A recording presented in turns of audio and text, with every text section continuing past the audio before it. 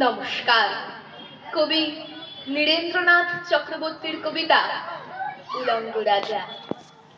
সবাই দেখছে যে রাজা উলঙ্গ, তবুও সবাই হাততালি দিচ্ছে, সবাই চেঁচিয়ে বলছে সাবাস সাবাস।